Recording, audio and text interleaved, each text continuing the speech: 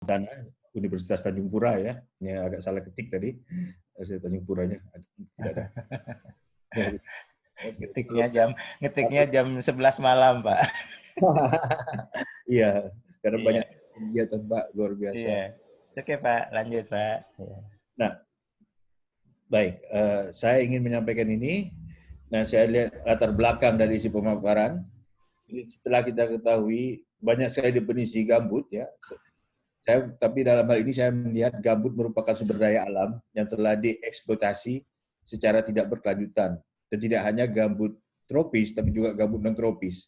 Jadi sebenarnya gambut seluruh dunia ini yang kurang lebih ada 400 juta hektar. Ini banyak rusak. Sebagian besar gambut di dunia ini berada di negara-negara di Eropa atau negara belahan bumi utara lah. Itu sampai 90% lebih sebenarnya. Sedangkan gambut tropis itu sangat sedikit. Nah, tapi saya tidak ingin berkepanjangan tentang distribusi gambut. Saya akan memaparkan terbatas uraian ekosistem gambut tropis sebagai fokus dengan karakteristik yang saya katakan singularitas dan sirkularitas itu. Beberapa poin yang akan dibahas, yaitu ekosistem rawa gambut tropis sebagai makhluk super atau superorganisme, terjadinya degradasi gambut, terus bagaimana kita bisa menilai atau indikator penilai degradasi tersebut, dan kemudian akan saya tutup nanti dengan diskusi atau pembahasan skema pengelolaan berkelanjutan ekosistem gambut. Tentu saja ini masih dalam tahap awal pemikiran kita, masih perlu dikembangkan lebih lanjut. Sebelum saya menyampaikan lebih lanjut bahwa kita sangat terbatas sekali ahli gambut di Indonesia, ya tidak banyak yang bisa menyampaikan ininya. Baik. Nah, meneliti. Nah, sekarang kita masuk ekosistem hutan rawa gambut seperti standar ya. Ekosistem ada komponen abiotik dan komponen biotik. Tentu saja ada peranan manusia sebagai pemanfaat atau pengelolanya. Nah, kita melihat komponen abiotik gambut. Gambut tropis dalam hal ini berasal dari bahan organik berkayu ya. Kemudian ada air, kita lihat sendiri tentu saja air, dan air ini bisa berubah menjadi badan-badan air atau gambut bahkan bisa berasal dari badan-badan air yang menjadi daratan ya. Nah, di dalam air sendiri ada bahan-bahan organik terlarut dan juga tersuspensi ya. Di bawah gambut sendiri ada substrat mineral yang berupa sedimen marin kalau dia di daerah pantai, dan mungkin ada kandungan piritnya, ada juga mengandung liat, ada debu dan ada pasir. Jadi juga ada keragaman. Nah, komponen biotiknya beragam formasi tumbuhan. Jadi hutan-hutan di rawa gambut itu beragam-ragam formasi asosiasi tumbuhannya. Terus ada fauna terestrial yang juga mungkin singgah, mungkin juga ada yang hidup di sana sebagai habitatnya, dan juga tentu saja ada fauna air yang tergantung pada kelestarian hutan rawa gambut untuk berkembang. Fauna air ini seperti terutama ikan-ikan lah. Nah, ikan-ikan. Nah, sungai kita di Sumatera ini misalnya Sungai Musi terkenal, kami ada Sungai Kapuas. Sebenarnya masih satu biodiversitas karena kita sama-sama misalnya senang ikan belida ya. Kalau di Palembang ada empek-empek, kalau kami Pak Bambang tahu ada kerupuk basah gitu ya. Itu sama prinsipnya kayaknya seperti itu. Baik. Kita lihat konsep selanjutnya. Apa yang dimaksud singularitas dan sirkularitas ini? Jadi singularitas ini adalah keunikan. Gambut itu khas, sangat unik sekali, terutama gambut tropis ya, lebih unik karena gambut non tropis hanya dari sphagnum ya. Itu relatif agak homogen walaupun ada beberapa macam jenis sphagnum ya, tapi tidak bermacam-macam vegetasinya dibandingkan hutan-hutan gambut kita. Nah, vegetasi hutan itulah merupakan yang akan menyumbang bahan organik menjadi gambut ketika akan melapuk dari berbagai tingkatan. Nah, keragaman vegetasi pada setiap hutan rawa gambut ini sangat jarang sekali dipetakan ya. Mungkin yang klasik adalah Anderson dan Muller atau studi di Sarawak ya, ada beberapa tipe vegetasi yang disampaikan dia. Tapi kalau kita masuk itu sangat ideal sekali, mungkin tidak ada lagi vegetasi seperti digambarkan seperti itu. Di tempat-tempat lain juga mungkin banyak perbedaan-perbedaan formasi vegetasi. Jadi biodiversitas ini juga sangat sayang sekali kita tidak pahami dengan detail. Kemudian kapan gambut itu dilahirkan atau awal pembentukannya? Nah, secara makro, gambut bisa kita bagi dua lokasinya, yaitu gambut yang berada di daerah pantai. Daerah pantai ini mungkin umur gambut pembentukannya sekitar 7.000 tahun, ada yang mungkin 3.000, 2.000 tahun yang lalu ketika mengikuti perubahan iklim, perubahan muka air laut. Ya. Nah, gambut pantai itu banyak berasal dari hutan-hutan rawa bakau. Ya. Nah, namun gambut juga ada yang terdapat di hulu-hulu sungai, terutama misalnya di Sungai Kapuas, karena Sungai Kapuas terpanjang se-Indonesia. Di hulu sungai itu sampai sejauh mungkin 700-800 meter dari laut yang sekarang masih ada gambut. Ya. Wow, Kemudian ada anak bunga-bunga.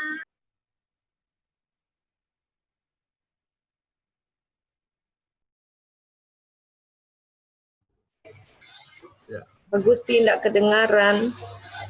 Moodnya Pak Gusti, tolong. Oke. Sekarang bisa dengar ya. Nah, saya ulangi. Jadi bisa dengar? Bisa, alhamdulillah. Bisa Pak. Oke. Gambut pantai itu lebih mudah lah dibandingkan gambut yang ada di hulu sungai. Kita bayangkan dulu zaman es, waktu muka air laut mungkin 60 meter atau 100 meter lebih rendah dari sekarang, sehingga hulu sungai itu berada di tempat yang relatif lebih tinggi. Dan gambutnya lebih tua, mungkin 15.000 tahun atau sampai lebih dari 30.000 tahun. Kami punya banyak sekali data radiokarbon dan ada mahasiswa yang sedang meneliti hal ini juga saat sekarang. Tapi biasanya juga penelitian ini dilakukan di luar negeri.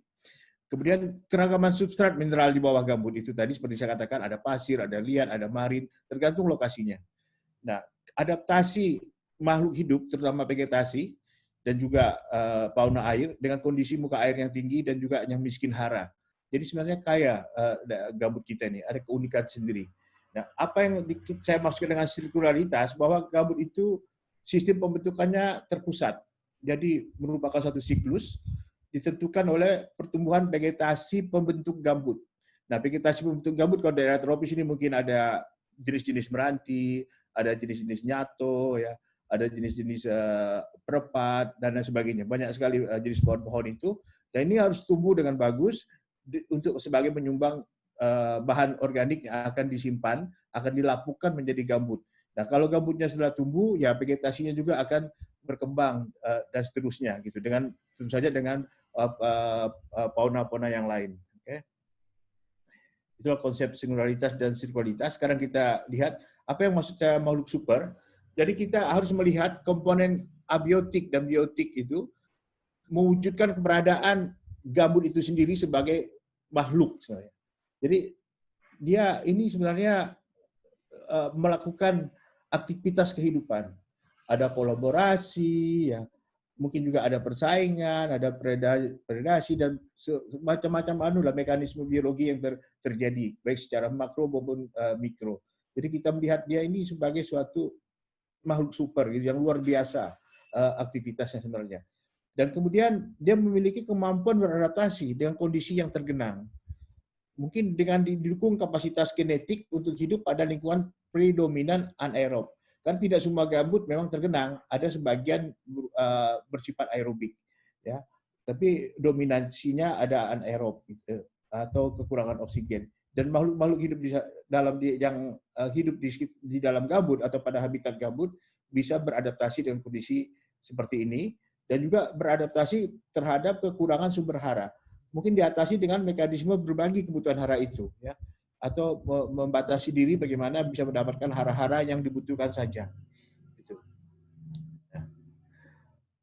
Nah, sekarang kita melihat kenapa hutan rawa gambut tropis kita mengalami deforestasi atau mengalami degradasi. Nah, fragmentasi cara memandang ekosistem hutan rawa gambut ini, kalau kita hanya memandang hutan hanya berarti hutan itu punya arti jika ada kayu komersil. Oke. Ini yang terjadi sekarang. Setelah hutan kita habis ditebang, karena penebangan hutan ini sekitar tahun 70-an dimulai, ya. Sekarang kita melihat gambut itu sebagai lahan. Nah, lahan itu adalah untuk memperluas perkebunan atau memperluas hutanan tanaman atau memperluas kegiatan lain yang berbasis lahan. Nah, akibatnya kita lihat di sini ada terjadi deforestasi. Ya. ini sangat kental sekali isu di internasional deforestasi hutan rawa gambut akibat konversi lahan. Terus berkurangnya atau hilangnya suplai bahan organik pembentuk gambut dengan berkurangnya vegetasi tadi. Ya. Gangguan dan kehilangan keanekaragaman hayati.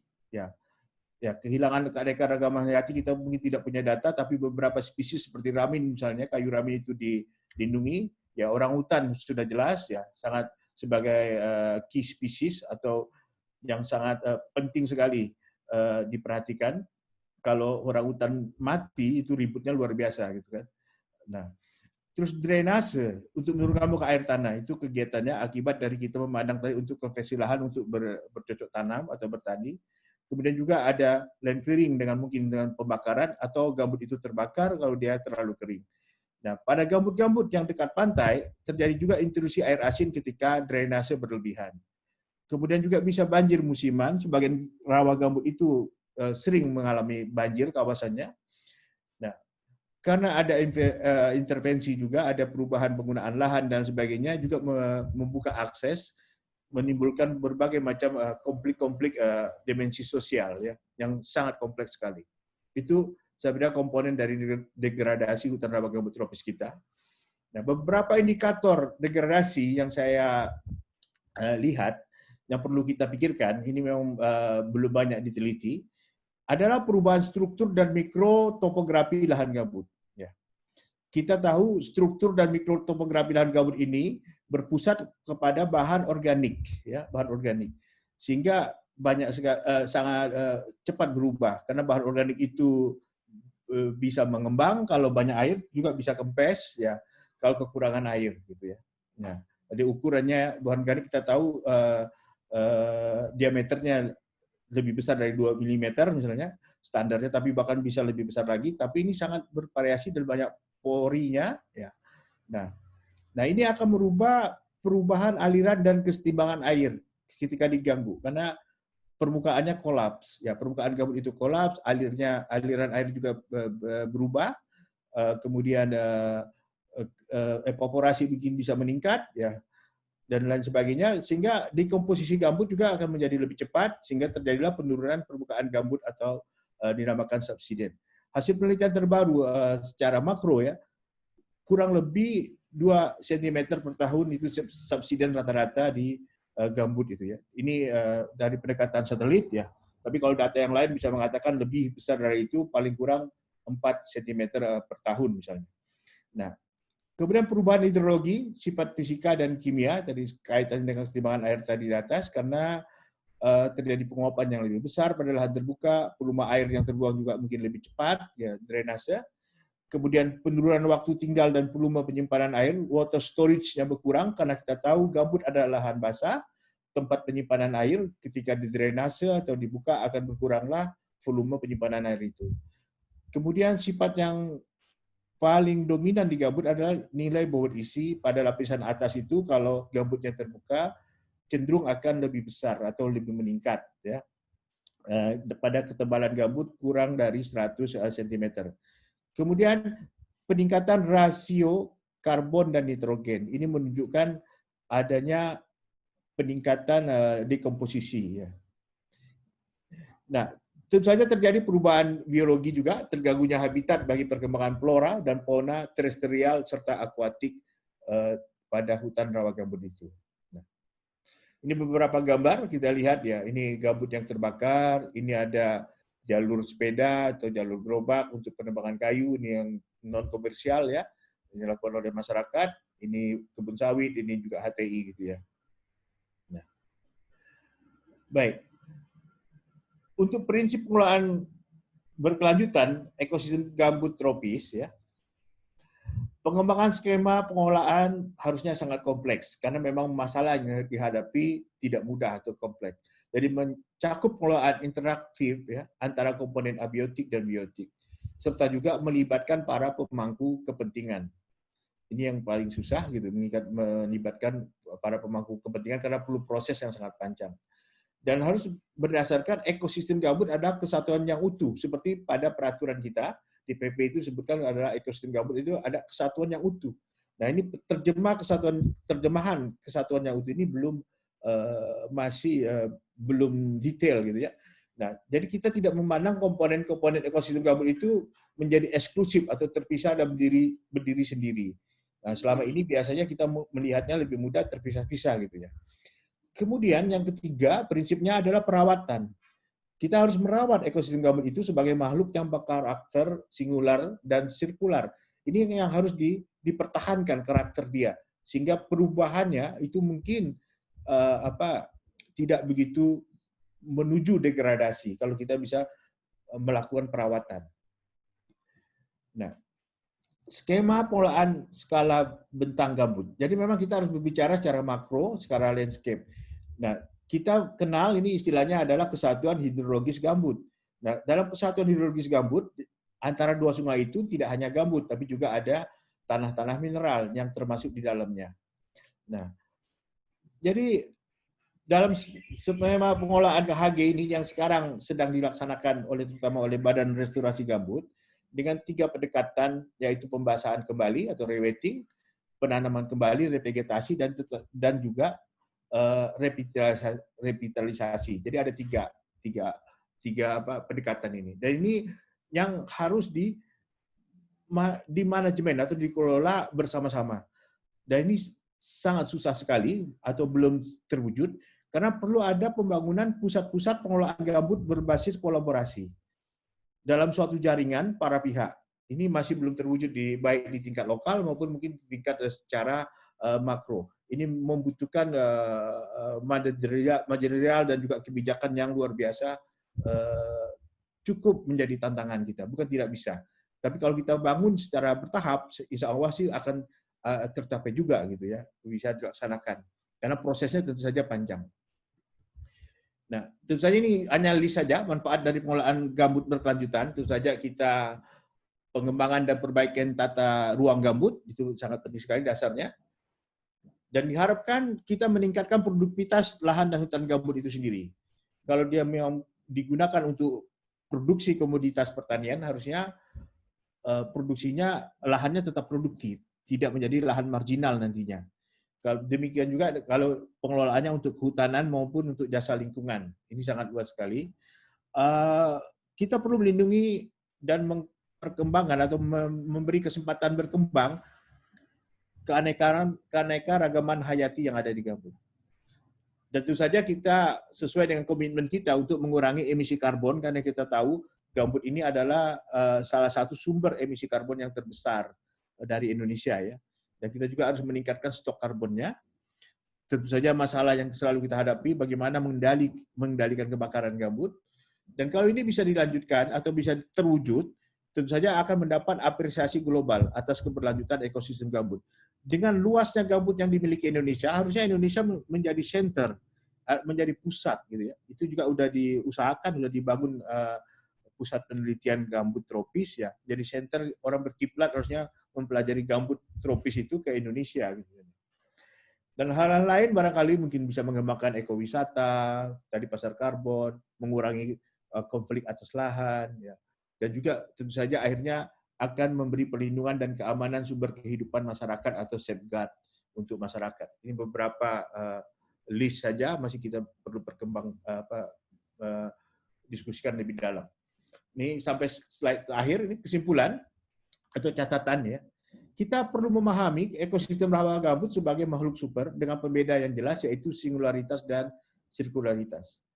Nah, degradasi gambut berakar pada cara pandang kita yang terpotong atau fragmen atau tidak utuh, terutama berdasarkan pertimbangan ekonomi. Nah, kita melihat itu hanya untuk kepentingan ekonomi. Dan ini sudah saatnya lah, momen ini sekarang kita gunakan bagaimana kita rasionalitas ekonomi dan rasionalitas sosial dan juga ekologis bisa bersama-sama menjadi bahan pertimbangan. Nah, perilaku eksploitasi dan ekspansif itu menimbulkan berbagai dampak merugikan dari degradasi ekosistem gambut ini. Dan itu menjadi masalah terus buat kita. Mulai dari emisi karbon lah, masalah sosial, masalah kebakaran lahan, dan sebagainya. Tentu saja dalam tahun-tahun yang akan datang, kita tidak ingin ini menjadi masalah kita. Gitu. Jadi PR yang rutin kita lakukan. PR yang rutin yang harus kita hadapi. Gitu. Terlalu besar energi yang akan habis. Ya. Nah, kita perlu mengembangkan skema pengelolaan berkelanjutan yaitu bercirikan kolaborasi para pihak yang kompleks dan dinamis. Jadi ini juga perlu dibangun satu mekanismenya, termasuk nanti mekanisme monitoringnya dan lain sebagainya. Nah, itu saja kita masih membutuhkan perumusan prinsip, kriteria, dan indikator untuk menilai skema pengelolaan berkelanjutan pada lahan gambut. Baik, Bapak dan Ibu, terima kasih atas perhatiannya, terutama kepada panitia webinar, CO Place, Seri Spark Universitas Sriwijaya. Saya mengucapkan banyak terima kasih dan juga terima kasih kepada Bapak Ibu. Nanti kita bisa diskusi lebih lanjut. Saya akhiri. Wassalamualaikum warahmatullahi wabarakatuh. Waalaikumsalam warahmatullahi wabarakatuh. Terima kasih Prof. Gusti atas sajiannya yang sangat menginspirasi, bahwa lahan ini sekarang kita lagi yang sama ini ketuk-ketuk gitu. Ada hutan gambut, ada tanah gambut, ada lahan gambut, ya Pak ya. Mudah-mudahan nanti peserta yang juga sudah punya pengalaman atau yang memang belum punya pengalaman bisa berdiskusi tentang topik ini. Selanjutnya kami persilakan kepada Bapak Dr. Muh Bambang Prayitno untuk menyampaikan materinya. Dipersilakan. Terima kasih Pak Wi. Akan share saya. Silakan Pak. Sudah munculkah? Sudah? Oke. Oke. Silakan di slideshow dulu Pak. Diklik slideshow-nya Pak. Sudah? Tempat saya sudah?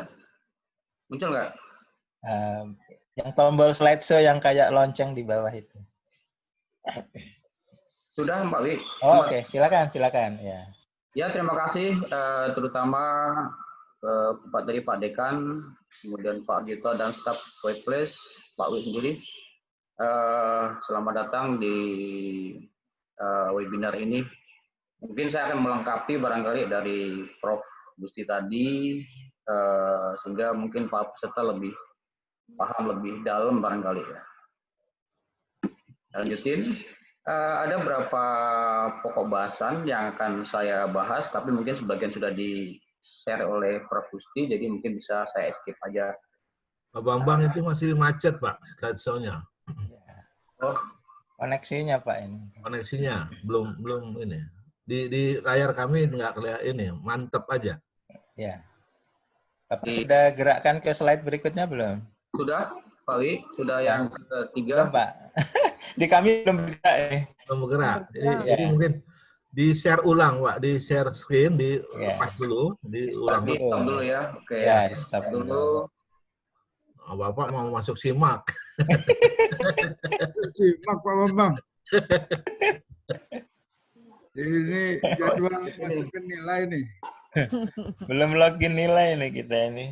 Sudah habis waktu login. Mungkin minta tolong ini aja dari admin kali ya. Lebih. Coba Adik, Bisa? Di admin ada, di admin. Kalau ada di admin aja. Ada. Ya, sudah. Buka dulu PowerPoint-nya, setelah Sudah. itu baru share screen.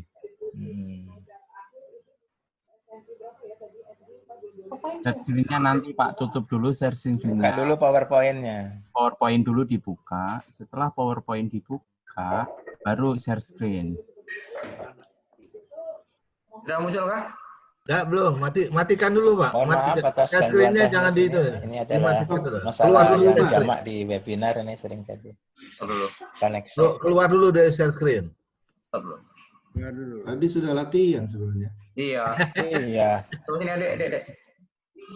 Begitu yang masuk 500 orang gugup dia. Sudah masuk kah? Buat keluar gambar lain Pak Bambang. Nah, gawat. Masuk kah? Gawat. 500 uang jadi Iya, kecil nah 500. Nah, Neni Neni Marlina yang keluar ini. ngomong. Ay, gawat itu, gawat. No, Pak Umar. Pak Imam bisa, Pak Imam. Atau tolong Pak Imam aja itunya. Gimana panitia? Bahannya di Pak Ed rasanya. Ada di Pak tadi Pak Edward atau Pak Imam? Iya. Kok bisa ini? Kenapa, Bang? Tidak tampil, Pak. Nggak bisa tampil. Ya. Ya. Bisa gerak. Bukan tampil, dia macet. Macet. Tidak mau bergerak slide-nya, Pak. Nggak usah di show. Nggak usah di slide show. Bukan panitia bisa nggak? Kecil soalnya itu. Oke, ini macet. Sini lagi macet juga sini. No, sama berarti. Bentar. Waktu konpetnya.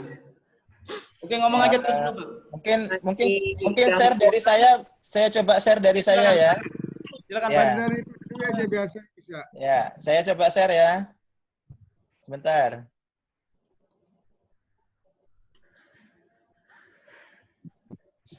Mudah-mudahan stabil. Mohon info Bapak Ibu. Nggak usah di-show kan Pak Dwi? Ya?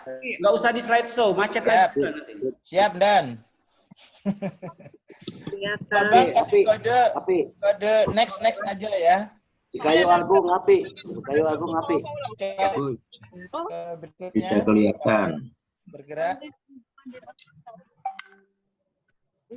Wah iya Pak. Silakan Pak Bambang. Bisa lanjut Pak Dewi. Ya. Ya udah jalan udah. Oke. Ya, terima kasih. Ya ada sekitar kita bisa bicara tentang gambut, regulasi, kemudian di regulasi itu akan muncul gambut. Itu ada 2. Mohon yang lain di mute dulu panitia. Ada fungsi budidaya. Kemudian ada ekosistem gambut, fungsi lindung, dan mungkin kesimpulan. Berani lanjut. Lanjut aja ini, Mas Wi. Ya.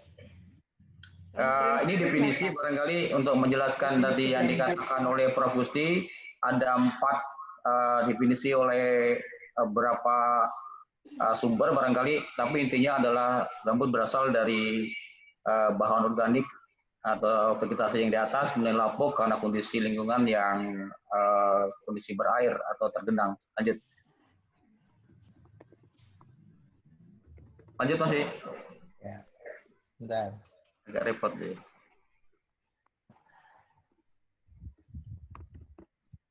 Ya, ini prosesnya untuk menjelaskan tadi. Jadi pasti ada badan air, kemudian vegetasi numpuk di atasnya, kemudian numpuk dengan waktu.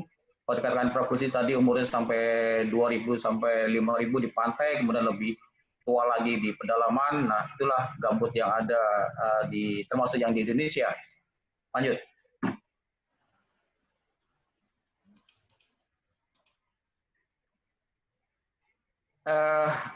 Gambut ada 2 tipe, yaitu topogen dan ombrogen. Intinya adalah perbedaannya adalah di posisinya. Kalau topogen itu biasanya berada di pantai atau dekat sungai yang ada luapan dari sungai atau pantai sendiri, dan sedimen bisa masuk di dalam atau tersisipkan di dalam gambut itu sendiri. Jadi ini akan lebih menguntungkan dalam arti sifat fisik dan kimianya nanti akan lebih bagus dibanding dengan gambut ombrogen. Sedangkan ombrogen itu ada jauh lebih di dalam lokasinya, sumber airnya hanya dari curah hujan, sehingga nutrisi yang ada di gambut itu sangat sedikit sekali, yaitu hanya berasal dari dekomposisi atau dari bahan organik yang ada di situ, ada gambut sendiri. Oke, lanjut.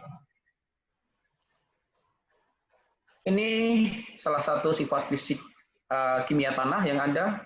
Jadi inilah kondisinya secara umum dengan pH sangat masam, kemudian KH akan hara, kandungan C saja yang tinggi. Jadi kalau kita akan ngelola ya barangkali kita harus mengatasi apa yang ada di sifat kimia ini sendiri. Tanpa mengatasi ini barangkali apa yang kita lakukan atau kita tanam di lahan gambut sendiri akan kurang berhasil rasanya. Khususnya untuk tanaman-tanaman yang dibudidayakan, bukan tanaman asli rawa gambut. Kalau tanaman asli rawa gambut tidak masalah karena memang dia sudah teradaptasi dan bisa tumbuh dengan baik di lingkungan gambut sendiri. Lanjut. Ini sifat fisikanya jelas karena dia dari bahan organik, dia kayak spons, bisa mengikat air sehingga sangat tinggi sekali. Jadi hampir badan gambut itu adalah terdiri dari air. Berat volume sangat rendah sekali karena dia sangat kayak bulky seperti itu. Jadi kalau kita remas ya isinya air. Jadi bahan organik tadi dikatakan oleh Prof. Gusti tadi subsiden bisa terjadi. Ini biasanya kalau seandainya ada kegiatan drainage atau drainase atau pembuangan air, tapi kalau tidak mungkin subsidinya tidak akan seberat atau secepat ini. Nah, di dalam sifat fisik barangkali ini saya ambil dari Litbang Balai Besar Sumber Daya Lahan dan Pertanian 2019 mengatakan bahwa gambut itu dibagi per kedalaman. Nah, yang merah itu adalah tidak termasuk di dalam BPRSJP. Yang ada itu adalah di antara 50 cm sampai lebih dari 7 meter. Sedangkan yang kurang dari 50 cm itu dikatakan tanah bergambut. Nanti lebih dalam, lebih lanjut, apa manfaat dari masing-masing kedalaman ini, manfaatnya ke sana dalam pengelolaan tanah terutama dan gambut secara umumnya. Lanjut. Ini kematangan yang ada biasanya ada 3 secara umum, ya, ada fibrik, hemik, dan saplik. Kematangan ini sangat tergantung dari kondisi air dan proses dekomposisi dari organik. Jadi semakin berair atau udara berkurang, ya pasti dia dekomposisinya akan sangat lambat. Jadi semakin dia terekspos dengan adanya drainase seperti itu, ada oksigen masuk, mikrobia bisa tumbuh dengan baik, maka proses kematangan akan lebih bagus. Nah, ini kaitannya nanti ke pengelolaan terutama di ekosistem gambut fungsi budidaya adalah ya harus pada kondisi terbaik, yaitu pada kondisi saplik tentunya yang diharapkan untuk proses pengembangan budidaya tanaman yang kita inginkan. Lanjut, Mas. Ini substratum. Sebenarnya tadi sudah dikatakan oleh Prof. Gusti bahwa substratum itu ada aluvial. Aluvial itu bisa berpirit dan tidak. Dan satu lagi adalah berpasir. Nah, ini saya masukkan karena ini berkaitan erat ke peraturan pemerintah. Jadi mana yang boleh dikelola, terutama untuk budidaya, dan tidak boleh. Ya, ini penting sekali. Jadi substratum pada kedalaman berapapun, ini sangat menentukan boleh tidaknya nanti di dalam pengelolaan lahan gambut untuk kegiatan apakah budidaya atau non budidaya. Lanjut. Ini kita bersyukur bahwa Balai Besar Sumber Daya Lahan dan Pertanian telah mengeluarkan peta lahan gambut yang baru dirilis pada 2019 ini. Jadi sangat beruntung sekali kita, selama ini kita menanti-nanti peta gambut yang ada di Indonesia dan baru terilis pada sudah terpada ditutupin pada tahun ini, tahun kemarin. Nah, pada kedalaman itu di tabel sebelah kiri terlihat 50 cm sampai 100 itu dengan luasannya. Sekian ada 3 juta lebih.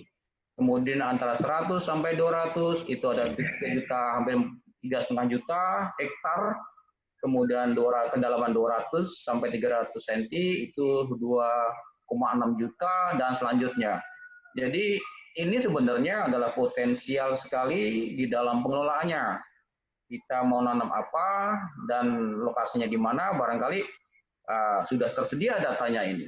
Jadi tinggal nanti di aplikasi di lapangannya aja, ya lebih. Jadi dengan adanya peta ini kita sudah bersyukur sekali.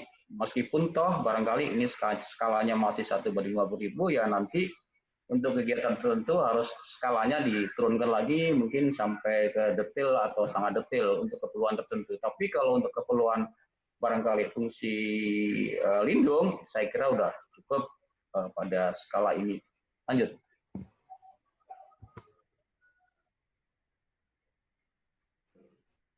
Lanjut, Mbak Wi. Ya, sebentar. Ini nggak mau bergerak juga ini. Ya, nggak apa-apa, kita belum mulai. Nah, setelah kita tahu semuanya akan gambut, apakah proses bentukannya, kemudian karakteristik fisik dan kimia, permasalahan apakah bisa kita kelola. Itu jadi hal yang penting harus kita ketahui bahwa di dalam pengelolaan lahan gambut tidak mungkin tanda petik rasanya tidak sama kita kelola dengan tanah mineral. Jadi ada regulasi yang harus kita lakukan, harus kita patuhi, sehingga kita tidak menyalahi aturan yang berlaku di Republik Indonesia ini.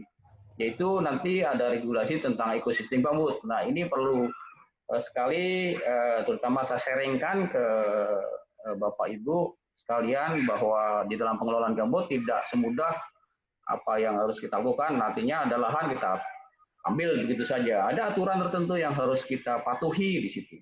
Lanjut, Mas.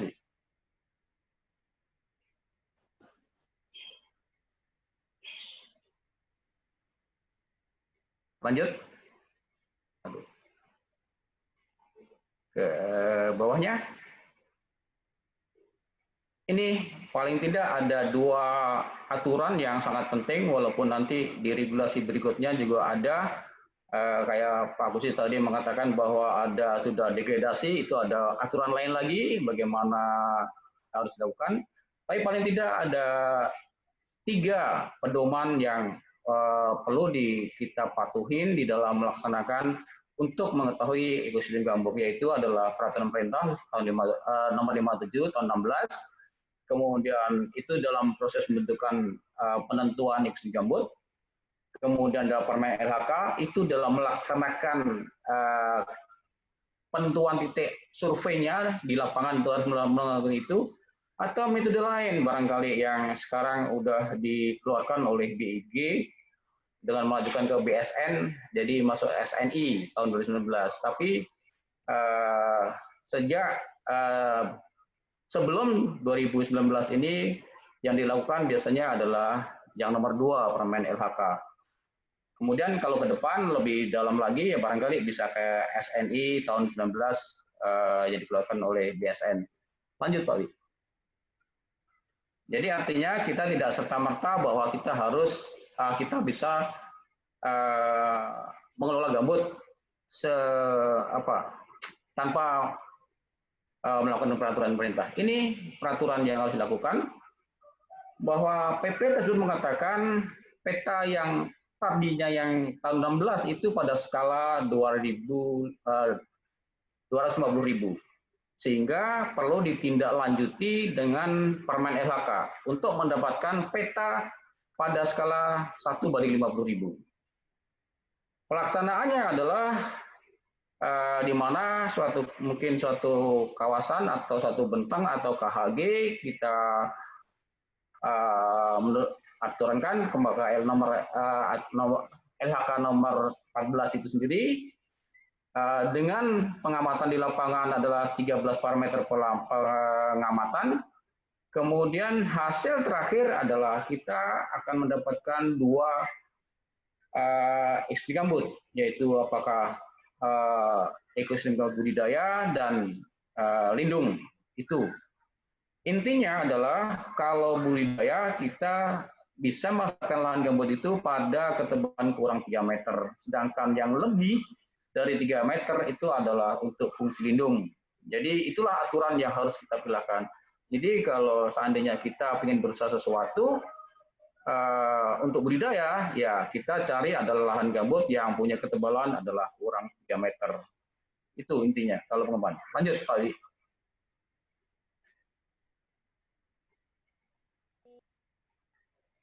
Ya, ini adalah salah satu contoh saja yang kemarin dilakukan oleh Unsri, pemetaan survei ketebalan gambut di Sugihan.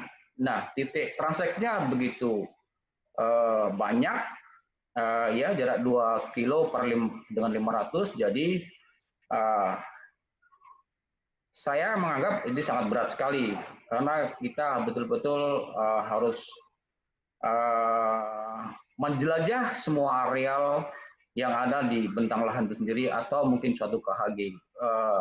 Untung di Sumatera Selatan kemarin untungnya dalam tanda petik sudah terbuka. Kita bayangin kalau kita kondisinya kayak di Kalimantan barangkali atau di Papua yang notabene masih tanaman primer, hutan rawa gambut primer barangkali saya nggak tahu untuk menyelesaikan itu harus flying camp berapa bulan barangkali seperti itu.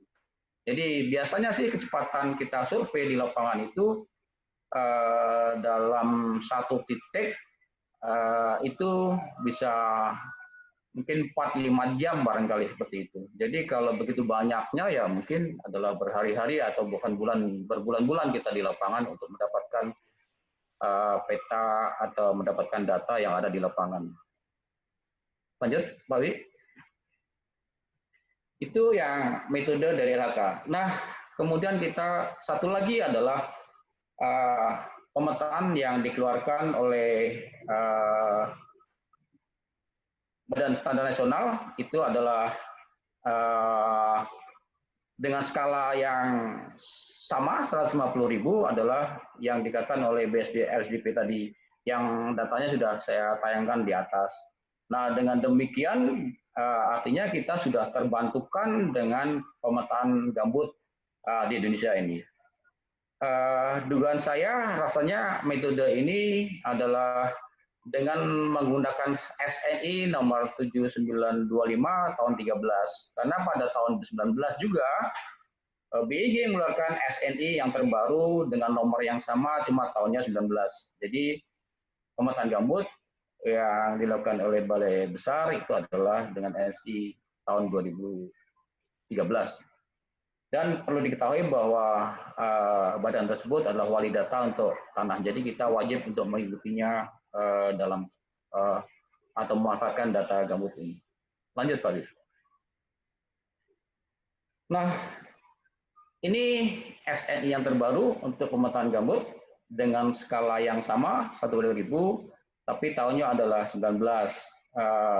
Metodenya sangat rinci sekali, menggabungkan adalah dengan berbagai data yang ada di suatu benang lahan, apakah dengan citra Landsat, kemudian dengan topografi, dengan DEM, peta geologi dan sebagainya dipadukan, kemudian kita menghasilkan suatu data transek.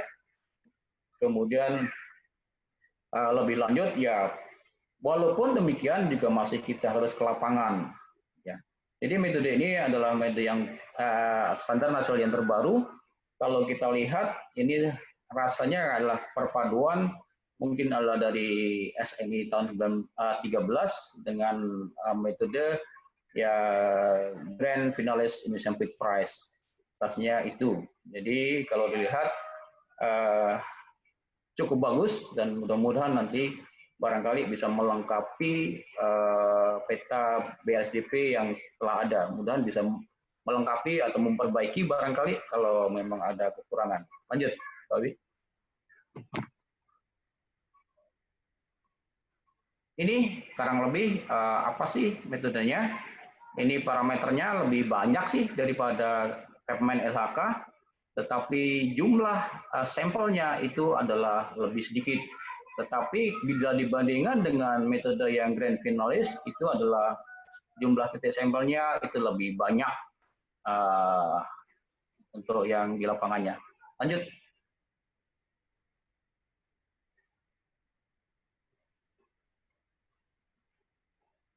Nah, ini adalah satu kurang lebih hasil dari analisis citra Landsat dengan DTM, dengan topografi, menghasilkan peta seperti ini. Dengan seperti ini kita sudah bisa memprediksi di mana tanah mineral, kemudian transisi antara gambut dan mineral, kemudian gambut yang mungkin adalah gambut yang tadi dikatakan adalah bergambut, sampai gambut yang sangat dalam.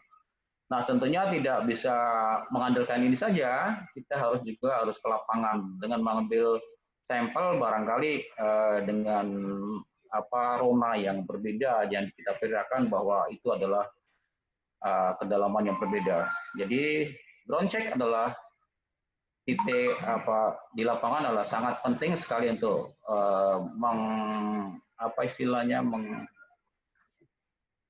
mesahkan bahwa peta itu benar-benar bagus dan tervalidasi.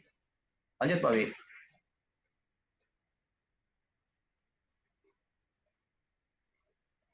Lanjut.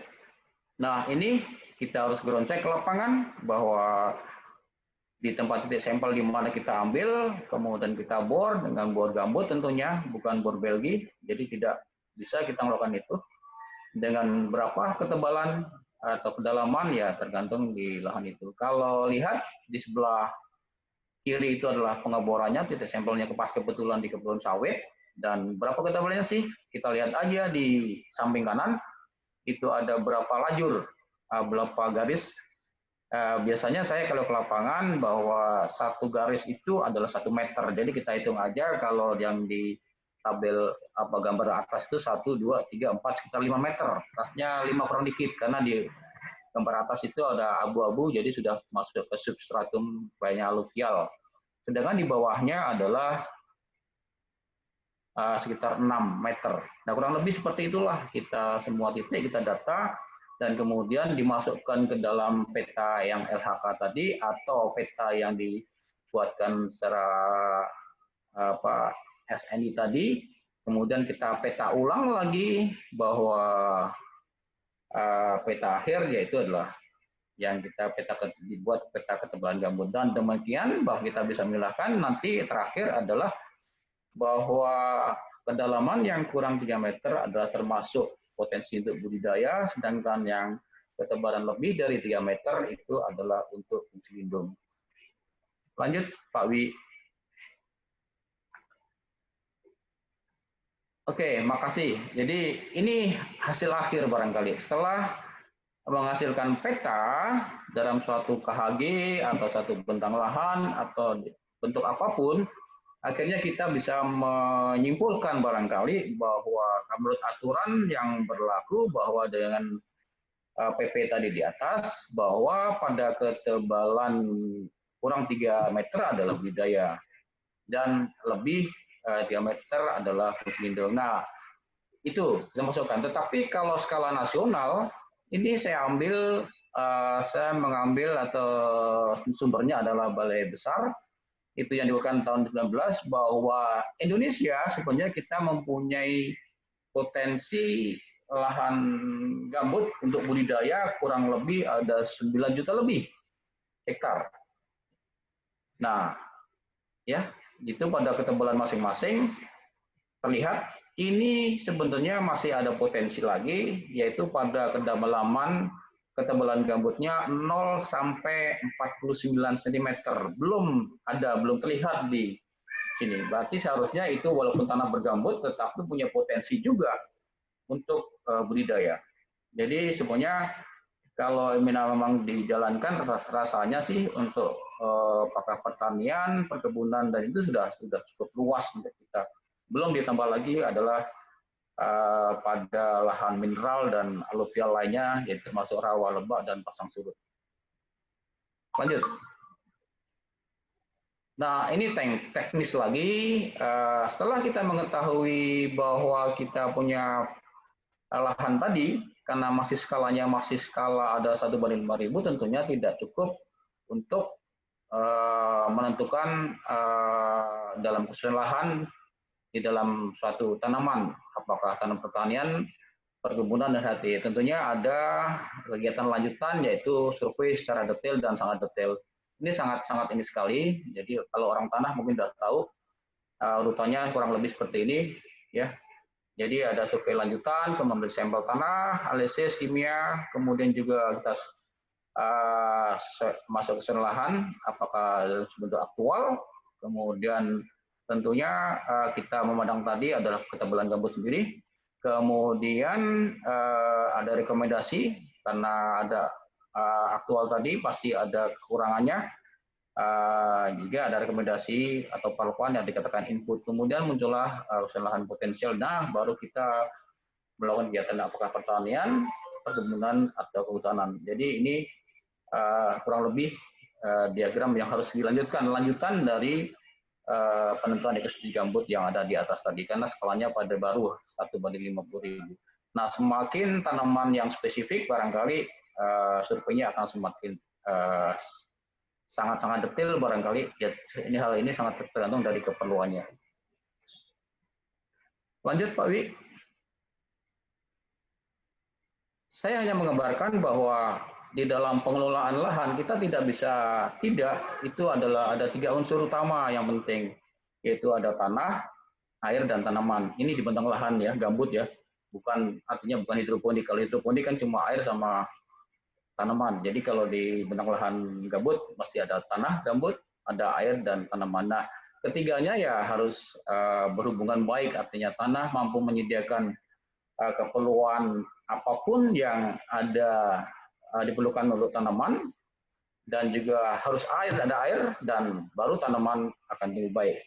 Artinya saya katakan di atas, di tengah itu ada perlakuan, apapun adalah input, kemudian di sisi kanan ada padi yang kurang subur atau yang kemudian di bawahnya adalah bagus, ya itu adalah tergantung dari apakah bisa kita mengatasi kekurangan yang ada di tanah itu sendiri sehingga cocok keperluannya dengan tanaman. Sehingga kalau lihat seperti ini ya barangkali yang foto bawah itu adalah keperluan tanaman itu sesuai atau tersedia apakah unsur haranya, ada keperluan lain yang ada di tanaman.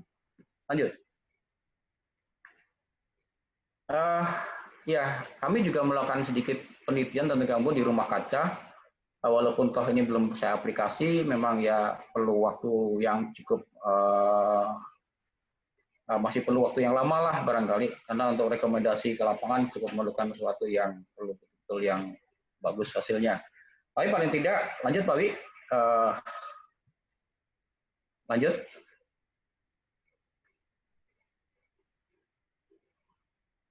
Slide berikutnya. Pak Dwi. Maaf ini. Aduh, ya ini adalah hasil di lapangan. Saya ambil kemarin, tahun kemarin ini foto di template-nya Pak Bastoni. Ya, kenyataan masih sudah bisa dibudidayakan. Jadi agrosilvonya ini agronya ya masih tumbuh. Ya, cuma permasalahan barangkali hal yang perlu diperhatikan di dalam pengelolaan budidaya ini adalah apakah sudah cukup haranya, kemudian pH-nya, kemudian halnya lain untuk keperluannya.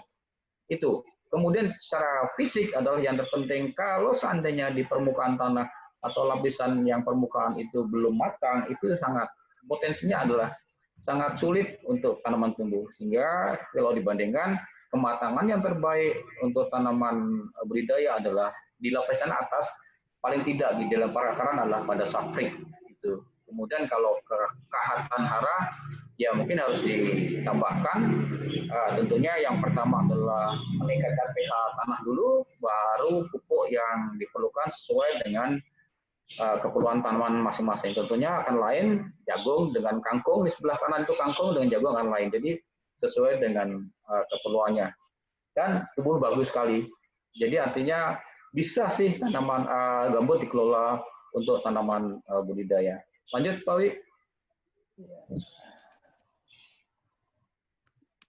Kemudian ini di tempat lain, ini kebetulan saya ambil di Kalbar rasanya. Iya, ternyata di gambut juga bisa tumbuh tanaman, ada nanas, kemudian jagung, ada sebagian padi, dan juga justru ubi jalar. Nah, kalau ubi jalar memang di tanah bergambut, waktu itu saya lihat. Kemudian kalau di jagung itu gambut yang dangkal juga. Nah, kalau yang sawah ini rasanya di transisi gambut bergambut juga. Artinya bisa kita kelola dengan baik. Dan kelihatannya untuk sawah ini masih tradisional sekali. Kelihatannya saya lihat tidak. Saya tanya ke petaninya tanpa pemukan, seadanya saja, artinya seperti itu. Nah, bagi kita barangkali kalau pengen memberikan hasil yang terbaik ya mungkin sesuai dengan perlakuannya atau sesuai dengan kebutuhan untuk tanaman itu sendiri. Lanjut, artinya bisa kita kelola bahan gambut sendiri. Lanjut Pak Wi.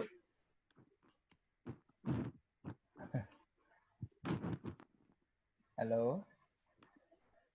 Halo Pak Bambang. Iya, lanjut. Lanjut. Oke. Ya. Lanjut saja ya. Oh ini beberapa contoh ya.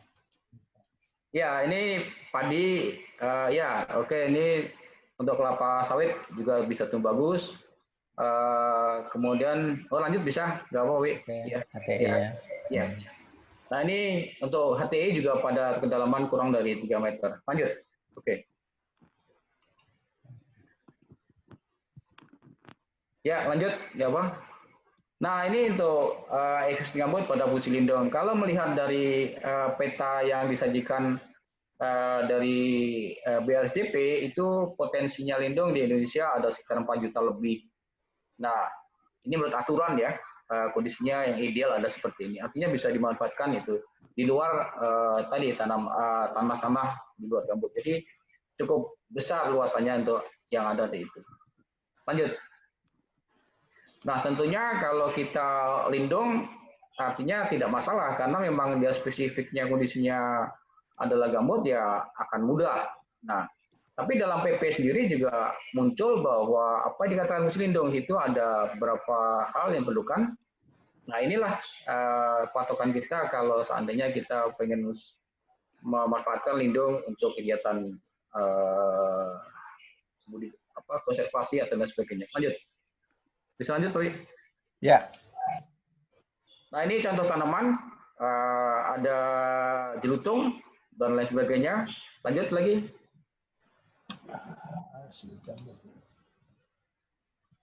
Ini pada rebosasi itu saya ambil di Kalteng. Jadi pada lahan gambut yang terdegradasi dilakukan rebosasi dan tumbuhnya cukup bagus. Artinya gambut bisa ditanam kembali dengan catatan ya mungkin adalah tadi ada segitiga, ada air, tanah dan tanamannya harus tercukupi itu. Lanjut. Ini yang sering terlupakan bagi kita bahwa sebenarnya tanaman asli gambut yang tanpa harus merawat adalah tanaman sagu. Cuma kalau di Sumsel barangkali udah hampir habis. Yang masih banyak adalah saya lihat adalah di Riau, kemudian di Kalimantan. Harusnya sih kalau ini tanam di lahan gambut sudah tanpa harus merawat, artinya minimalis lah merawatnya, tumbuh sendiri, itu sendiri. Kita biasanya cuma metik aja. Nah, ini barangkali yang perlu mungkin di Sumsel perlu ditanam lagi barangkali yang lebih dalam karena juga harusnya pempek itu dari pati ini, tapi kenyataan pempek Palembang sudah berubah dari pati sagu ke pati yang lain. Lanjut, Pak. Harusnya ini yang kita dampakkan di lahan gambut fungsi lindung. Hutannya masih fragile seperti ini, dan ini saya ambil foto di Kapos Ulu. Nah, kebetulan ada kerjasama, saya membantu Prof. Gusti, saya diajak ke lapangan dan mendapatkan foto ini. Sungguh surprise bagi saya karena selama ini saya tidak pernah melihat hutan sebagus ini di Palembang atau di Sumsel. Nah, ini baru betul-betul hutan masih primer dan mudah-mudahan apa yang ada di sini masih bisa terjaga barangkali sampai ke depan. Jadi adalah kelanjutan tanpa ada penebangan dan lain sebagainya dan tidak ada kerusakan lagi lah kalau bisa. Lanjut tadi kesimpulan aja nggak apa-apa? Kesimpulan aja. Ini kondisi yang ada di kita, banyak kita temukan. Kita harus bagaimana? Nah, mungkin tadi dari Prof. Gusti tadi yang harus ini kan kita harus berbuat sesuatu untuk membuat lebih baik lagi. Biar kita telah melakukan kegiatan ada 3R. Nah, salah satunya adalah mengatasi hal kondisi seperti ini. Lanjut, Pak Wi. Di kesimpulan itu sebenarnya yang paling penting bagi saya adalah kita harus kepatuhan pada aturan. Kemudian yang lain bahwa kita mempunyai lahan gambut yang potensi untuk budidaya dan lindung. Tinggal kita manfaatkannya dengan baik. Kalau ini dilakukan, saya kira akan lebih tertata dan juga mungkin antisipasi mungkin kebakaran dan lain sebagainya akan lebih mudah diatasinya. Artinya bisa dikendalikan. Lanjut. Kemudian, nah, ekosistem gambut fungsi lindung ini lebih kalau dalam kondisi alami itu adalah diperuntukkan untuk ya tanaman aslinya kalau masih, tapi permasalahan kalau sudah terdegradasi, kemudian ada kanal, ada yang dalam, kemudian tidak tertata lagi, sering kebakaran. Nah, itu yang sangat sulit sekali. Ya, sangat sulit sekali kalau sudah terjadi di akan mengeluarkan banyak biaya untuk apakah untuk perawatan atau kegiatan lain termasuk untuk pemadaman kebakaran sebagainya. Tapi mungkin saya tidak akan lebih jauh dari itu. Kemudian yang keempat adalah budidaya. Nah, budidaya ini yang terpenting adalah kita bisa mengelola atau mengurangi kekahatan atau hal-hal yang negatif di gambut itu kalau kita ingin mengusahakannya. Ya tentunya biasanya sifat kimia adalah pH, kahat udara, dan lain sebagainya. Nah, kebanyakan petani yang di lapangan itu biasanya sih dia lebih cenderung menambahkan kapur dan kotoran ayam barangkali seperti itu yang paling simpel di lapangan. Karena kalau untuk seperti kahat boron sebagainya rasanya paling sulit sekali petani untuk mengaplikasikan. Saya kira itu ya. Jadi inilah mungkin yang bisa saya sharing. Mungkin nanti bisa diskusi lebih dalam. Mungkin Prof. Gusti lebih bisa membantu. Gitu. Nah, terima kasih sekali ke Fakultas Pertanian. Ini adalah satu kenangan saya, Prof. Justin, ahli polikultur dunia, dan kebetulan dia satu tim dengan saya waktu pemetaan gambut di Sempit Prize. Terima kasih. Assalamualaikum warahmatullahi wabarakatuh. Waalaikumsalam warahmatullahi wabarakatuh. Waalaikumsalam. Terima kasih Pak Bambang Prayitno atas paparannya. Respon yang diberikan oleh peserta ini sangat luar biasa. Saya mendapat info dari tim sekretariat, partisipan yang ada di Zoom ini stabil di sekitar 490, dan sementara di YouTube yang mengikuti sekitar 300, jadi ada hampir 800-an audiens yang peserta dalam webinar seri 4 ini, luar biasa. Kemudian saya terbantu ini karena ada daftar pertanyaan yang sudah dikompilasi melalui chat, jadi tidak mungkin saya naik turun ini masalah pembahasan ini. Pak Rujito nanti di closing atau sekarang? Ini kameranya off. Oh, sorry. Bapak senang sekali sih ngelihat saya. Iya dong, kangen soalnya. Baik, Bapak sekalian. Ini sudah ada daftar kompilasi pertanyaan yang dibantu oleh tim sekretariat dan sudah saya teruskan ke WA Pak Bambang dan Pak Gusti. Tapi untuk WA ya? Ya, lewat WA, dan ini sudah apa namanya? Ya, sudah di-share. Mungkin untuk Pak Gusti saya bantu untuk membacakan dulu barangkali. Yang pertama kepada Pak Gusti, tanaman pertanian apa yang cocok untuk menjaga kelestarian gambut, Pak? Tanaman pertanian ini, Pak. Mungkin berangsur saja ya, Pak. Ini dibacakan satu persatu saja. Pak Gusti, dipersilakan. Saya dulu, Pak ya. Terima kasih banyak, Pak Dwi. Pertanyaannya tanaman pertanian tadi itu, Pak. Atau dibolak-balik nih, Pak. Gambut ini bisa untuk pertanian atau enggak, Pak? Gini, Pak ya. Mungkin banyak sekali pertanyaan. Saya juga. Iya, tadi... Pak. Ramai sekali. Favorit berarti Bapaknya. Silakan, Pak. Monitoring di chat juga tadi. Iya, Pak.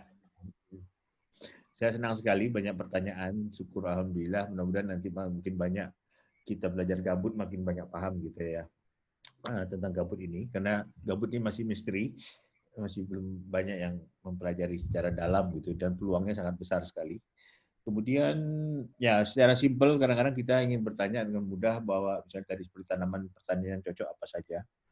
Jadi kalau kita lihat sekarang gambut itu banyak ditanami kelapa sawit dan juga HTI, terutama akasia crassicarpa ya, bukan yang manyum. Nah, kita melihat itu kalau tingkat skala lokal petani banyak jahe ya yang bisa ditanam misalnya, mayur, dan jenis juga termasuk pepaya ya, buah-buahan. Tadi ada juga bertanya ada jeruk nipis, jeruk bali, ya, jambu, dan berbagai macam jenisnya. Tapi kuncinya sekali lagi di sini ada bibit tanaman yang berkualitas, saya pikir. Kemudian petani itu atau pekebun kelapa sawit tahu cara bercocok tanam di lahan gambut itu. Jadi tahu kebutuhan hara tanaman, itu yang dikejar mereka. Saya pernah melihat di Sibu misalnya kelapa sawit itu sampai bisa menghasilkan, pengakuan mereka bisa 25 ton ke atas, Pak ya, hasil TBS-nya. Sangat tinggi sekali. Jadi selain bibit unggul yang digunakan, juga kalau biar dia tidak tumbang, dia pakai deep hole, jadi dalam sekali masukan perakaranya, jadi mengurangi kemiringan gitu ya, karena kita tahu bobot isi gambut rendah. Kemudian yang menarik itu mereka menghasilkan kombinasi pemupukan tidak hanya kimia, tapi juga termasuk pupuk hayati, pemakaian kompos dan sebagainya. Itu yang harus dipenuhi gitu, kebutuhan hara tanaman itu. Jadi mereka kuasai. Dan tentu saja ini tanaman introduksi. Tanaman artinya bukan asli gambut, baik di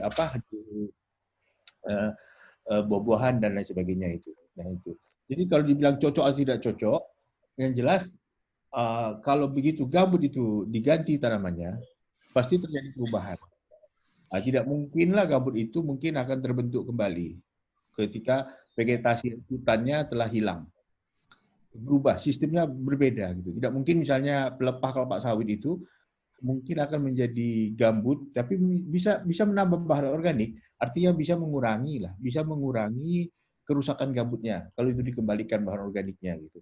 Tapi tidak berarti gambutnya barangkali akan kembali tumbuh growing gitu ya, seperti kalau ada hutannya gitu ya. Jadi kan proses pertumbuhan gambut kan bisa 0,5 mm per tahun, ya paling cepat mungkin 2 mm per tahun gitu ya. Ada yang mungkin zero gitu ya. Jadi memang sangat kompleks sekali. Dan tidak di alam pun juga pertumbuhan gambut itu tidak kontinu gitu, berfase-fase gitu ya, berfase-fase. Tergantung iklim dan sebagainya, banyak faktor. Sehingga kuncinya ini adalah itu bagaimana Pak kita melakukan tanaman itu sesuai dengan kebutuhannya, kemudian juga memelihara lahannya selalu produktif gitu. Jangan sampai lahannya subsiden terus atau terbakar atau lama-lama ditinggal. Itu yang kita tidak inginkan.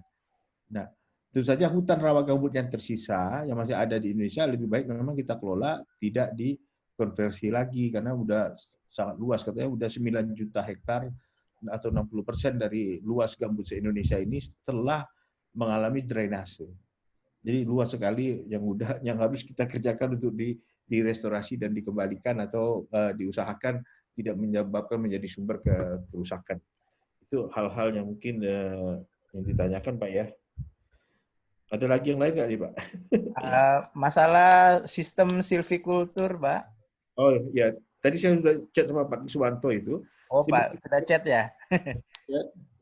Ya, pertama bibit Pak. Kita mengalami masalah bibit asli tanaman gambut ini. Saat sekarang ini bibit itu kayak orang transmigrasi Pak. Kita ambil cabutan dari hutan, apa saja temu bibit dari hutan, lalu kita nanti pindahkan gitu, ditanam di tempat lain. Jadi belum ada Pak pengembangan bibitnya gitu. Kalau kita lihat akasia kan udah bagus bibitnya tersedia gitu Pak ya. Ini tidak ada bibitnya Pak. Masalah tanaman hutan ya Pak ya? Hutan Pak, yang asli Pak ya. Kita paling banyak jelutung di Kalteng. Orang tanam jelutung semua gitu. Jadi kebun jelutung jadinya. Jadi bukan menyerupai hutan rawa gambut yang asli Pak. Mungkin di Palembang Bangau itu banyak bibit belangiran Pak. Nah, belangiran juga ada Pak. Jelutung, belangiran, sedikit pulai gitu ya. Nah, karena memang masih lemah Pak pengembangan ini, bibitnya ini, pengumpulan biji-bijinya memang harus kita utamakan ini pada hutan-hutan rawa gambut yang masih tersisa. Karena juga fenologi pembungaannya itu musiman, jadi susah juga mencari bijinya. Ada satu perusahaan Jepang itu Mahang Pak, bukan Mahang, Mabang, kayu Mabang Pak. Sorea Pacipila yang ditanam. Dan saya juga membantu menanam di situ, ya pertumbuhannya cukup bagus Pak. Cukup bagus. Asal lokasinya cocok ditanam. Kalau lokasinya terendam air, ya segala tanaman akan mengalami kesulitan Pak. Untuk hidup dalam air kan tidak mungkin. Mungkin lebih banyak yang mati gitu ya. Kecuali bibitnya sudah tinggi 1 meter lebih gitu. Jadi mahal. Ya. Ada pertanyaan yang unik. Barangkali Pak Bambang bisa menjawab ini pengalamannya. Ya. Pembasahan kembali lahan gambut itu dilakukan pada lahan yang seperti apa? Apakah hanya pada lahan gambut dangkal misalnya, atau seperti apa? Kondisi yang tadi, prinsip yang 3 itu, rewetting, revegetasi, revitalisasi. Masalah rewetting sendiri kondisinya seperti apa? Ya, terima kasih Pak Wi. Jadi pada intinya kalau lahan itu sudah dibuka dan terdegradasi harus dibalik lagi ke asal semula. Intinya ke sana. Cuma kan kalau kita tanami semua kembali ke tanaman. Wetting, Pak, pembasahan kembali yang pembasahan. Ya, pembasahan kembali itu artinya kembali ke semula. Artinya kalau sudah dibuka, kemudian rusak ya kembali lagi. Pembasahannya adalah dengan biasanya skat kanal yang ada itu diblok atau dilakukan seperti itu, Pak Wi. Nggak bisa nggak. Selama ada saluran drainase itu air akan hilang terus. Jadi air itu di stop, bukan hanya satu saja bersekat-sekat. Jadi seperti itu. Itu topografi nanti menentukan pada jarak berapa meter kita sekat itu, jadi air tidak akan hilang. Nah itu harusnya sih dilakukan baik pada lahan yang fungsi budidaya maupun fungsi lindung yang sudah rusak. Harusnya ke sana. Jadi tinggal kita nanti menyesuaikan tanamannya itu yang cocok, tanaman apa gitu. Saya kira itu yang terbaik. Baik. Makasih Pak. Apa lagi? Ya. Ada pertanyaan yang menarik untuk Pak Gusti juga ini, dari Pak Safrul. Ini sebenarnya ada nggak kaitan antara prinsip singularitas dan sirkularitas tadi dengan kedalaman dan kematangan gambut, Pak Gusti? Oke. Singularitas dan sirkularitas itu, Pak, sebenarnya kan menjadi indikator kualitatif, Pak ya, kualitatif. Jadi kalau kita menilai, ini kan tidak terlepas juga makna kualitatifnya harus kita pahami, seperti integralitas atau kecantikan, beauty-nya of tropical forest misalnya gitu ya. Oke. Jadi ini kualitatifnya, Pak. Jadi ukuran-ukuran indikator seperti ketebalan atau sifat-sifat fisika yang lainnya, sifat kimia yang lain itu akan mengerucut, Pak, untuk menjadi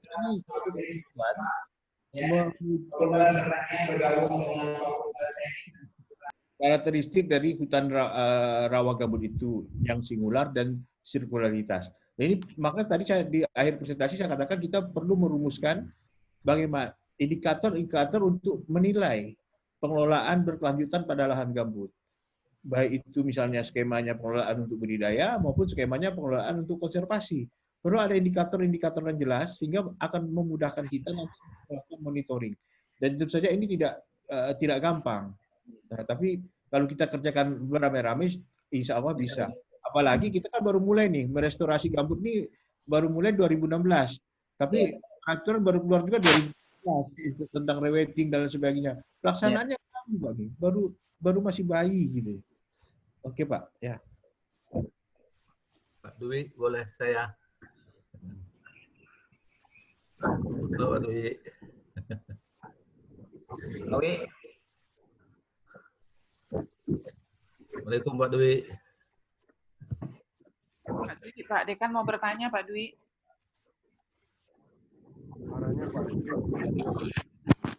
Pak Dwi boleh?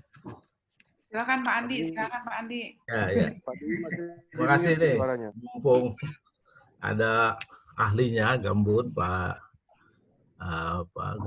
Gusti maupun Pak Muhammad Bambang. Saya mau melihat bahwa pengelolaan gambut ini kan tadi sudah disampaikan, walaupun sebagian saya agak ini kan terkait dengan ini Pak Prof. Gusti dan Pak Bambang. Kebijakan pemerintah sekarang dalam konteks pengembangan pangan kan ada yang namanya serasi Pak ya, selamatkan rawa dan sejahterakan petani. Itu sebagian besar saya kira itu ada di lahan-lahan gambut yang mungkin sudah dikonversi lah katakanlah, tapi sebagian besar mungkin ada juga yang masih masuk ya kalau itu dibiarkan ke dalam kawasan-kawasan atau konversi yang dalam tanda kutip dipaksakan begitu ya. Ini kan ada satu kontradiktif ya dari apa yang dianjurkan supaya kita memang memperhatikan bagaimana sistem budidaya itu memang yang berkelanjutan, tapi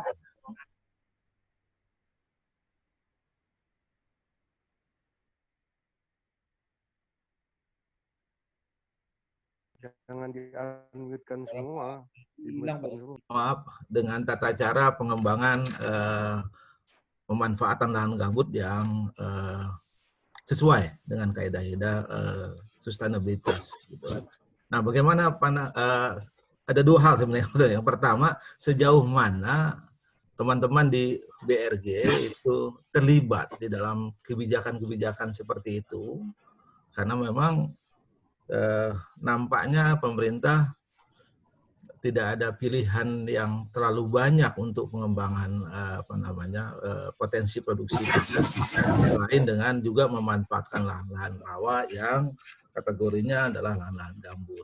Itu yang pertama. Sejauh mana itu? Artinya BRG terlibat dalam konteks itu. Yang kedua, sebenarnya yang Bapak tadi tentukan adalah ada singularitas dan sirkularitas itu kalau memang diaplikasikan di dalam pengembangan lahan gambut yang terkait dengan pengembangan budidaya padi yang sekarang di dalam program Sumsel dan Kalimantan Selatan banyak terlibat dengan serasi ini gitu ya. Dalam pandangan Bapak sebenarnya apakah sudah tepat dalam konteks keilmuan, Pak? Kalau dalam konteks kepolitikan saya tidak bisa ikut campur dalam konteks itu, tapi dalam keilmuan kita memberikan penilaian yang bersifat objektif begitu. Sejauh mana itu memang sesuai dengan kaidah-kaidah keilmuan. Terima kasih, Pak. Terima kasih. Assalamualaikum warahmatullahi wabarakatuh.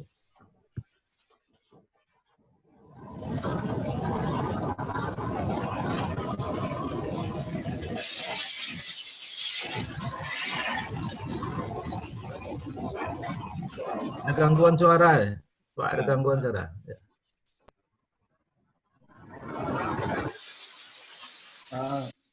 Pak Dwi nggak kedengaran suaranya. Pak Dwi nggak kedengaran suaranya.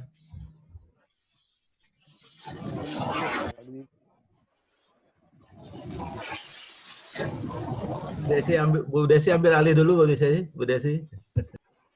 Pak Dwi nggak kedengaran suaranya ya.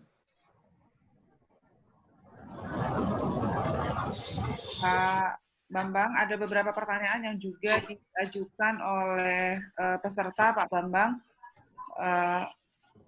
Pak Bambang, ada Pak Bambang? Jawab dulu yang mungkin Prof. Gusti dulu aja menanggapi Pak Dekan, nanti saya tambahkan. Oh iya, kami silakan Prof. Gusti mungkin menanggapi yang tadi ditanyakan oleh Pak Dekan. Baik, Pak Dekan, terima kasih. Pertanyaannya ini sangat penting dan menarik. Memang setelah COVID ini, Pak, kita rencana termasuk juga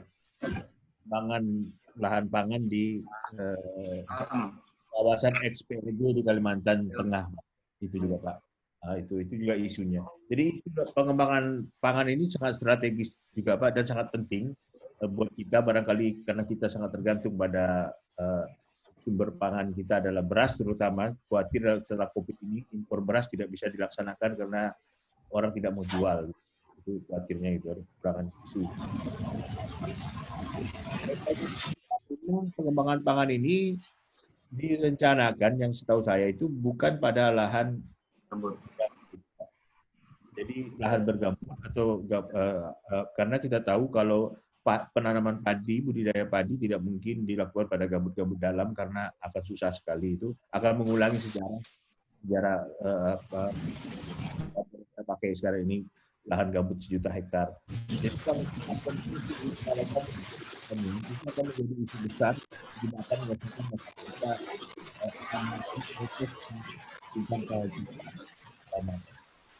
Nah, jadi di sini katanya mereposisi bagaimana kata Pak Wamen kemarin, Pak Alu Dohong, mereposisi lahan PLG misalnya Pak, lahan yang tidak digunakan saat sekarang ini yang selalu terbakar itu dimanfaatkan.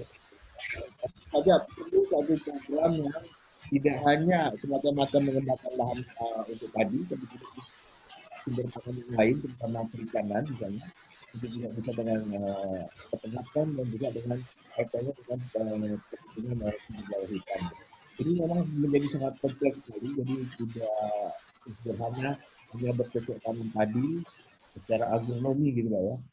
Dan ini yang perlu dibangun sebenarnya dan bagaimana katanya SP di sana. Tapi sampai sekarang ini belum jelas, belum ada dokumen ya, belum ada dokumen yang bisa jadi rujukan. Tapi mungkin kita bisa memberikan masukan-masukan bagaimana secara keilmuan ini bisa diwujudkan gitu, tanpa harus menimbulkan banyak kerusakan ke depan gitu. Karena nanti kalau ada kerusakan degradasi sebenarnya kita akan menanggung kerugiannya. Kalau kita tinggal di Palembang atau tinggal di tempat lain ya kerugian itu akan terjadi juga. Misalnya banyak kabut asap dan lain sebagainya, itu juga akan menjadi masalah regional bahkan itu kalau terbakar. Nah, jadi memang kebijakan ini seringkali memang kontradiktif barangkali tadi Pak, karena ya kadang-kadang terlalu cepat Pak ya, terburu-buru gitu ya. Jadi perencanaannya tidak matang. Padahal untuk mengembangkan gambut ini kita perlu perencanaan yang detail, perlu perencanaan yang sangat matang. Kita perlu juga manajemen yang solid ya sistemnya gitu. Dan tentu saja harus ada berdasarkan pandangan yang jangka panjang gitu ya. Tidak hanya berdasarkan ini proyek gitu ya. Nah, itu hal-hal yang barangkali menjadi tantangan kita ke depan bersama-sama Pak.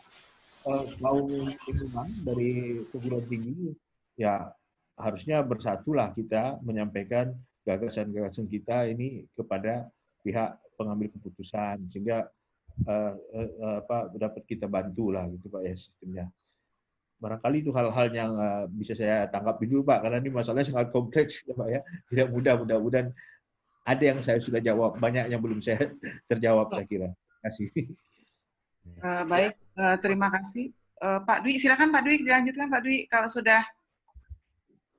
Pak Dwi-nya unmute itu. Atau mungkin saya nambahkan dikit Bu Desi. Oh ya, silakan Pak Bambang, tadi salah satu yang ditanyakan Pak Dekan tentang kebijakan. Ya, betul sekali. Iya Pak Dekan, Pak Andi, kami sangat concern sekali terhadap untuk pengembangan sawah yang ada di Kalteng. Kami tidak bisa langsung memberikan saran, tapi kami lewat ada rakor bulan kemarin kita rakor khusus untuk pengembangan sawah ini di Kalteng yang menurut informasi yang ada itu bukan di gambut. Jadi lahan yang terbengkalai tapi bukan gambut. Jadi itu ya seperti kata Pak Gusti, kita memberikan saran secara saintifik dalam segala aspek. Artinya dari ilmu tanahnya,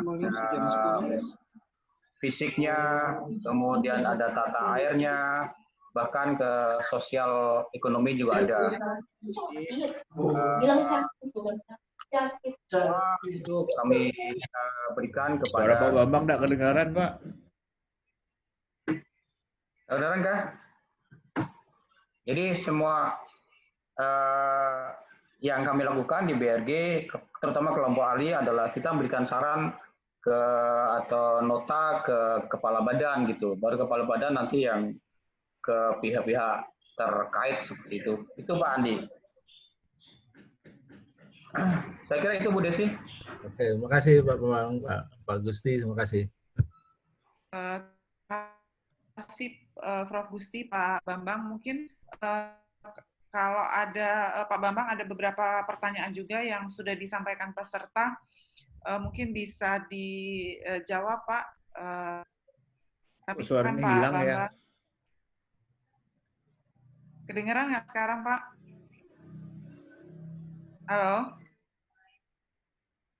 Pak Bambang.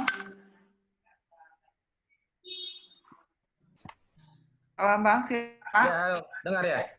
Ya, silakan Pak. Kedengaran Pak. Ya. Suaranya hilang. Yang di WA memang banyak sekali ini. Ya, pada prinsipnya adalah terutama kelihatannya banyak yang di budidaya ya. Selama itu aturan dipatuhi ya silakan saja. Tetapi bukan aturan itu saja. Kesesuaian lahan dan tanaman itu yang penting sekali. Kita tidak bisa menanam padi pada gambut yang mungkin pada kedalaman sedang 200 cm. Susah juga airnya karena air padi selalu perlu air. Jadi yang terbaik adalah pada ketebalan tanah bergambut atau gambut dangkal. Seperti itulah cocokan yang perlu. Nah, mungkin untuk tanaman-tanaman lain seperti tadi saya lihatkan di paparan mungkin tanaman jeruk, mungkin yang lebih dalam dikit tidak masalah, mungkin dangkal sampai sedang seperti itu. Jadi kita tidak serta-merta bahwa pada ekosistem gambut fungsi budidaya itu cocok untuk semuanya. Kita harus milah-milah juga akhirnya ke sana. Itu intinya ke fisik dulu, ketebalan gambut dulu yang kuncinya. Baru nanti ke sifat kimianya. Kalau kurang NPK kita tambahkan, kurang apa kita tambahkan seperti itu. Jadi memang kalau saya lihat bahwa ketebalan gambutlah itu yang kuncinya paling pertama adalah di ketebalan gambut itu sendiri.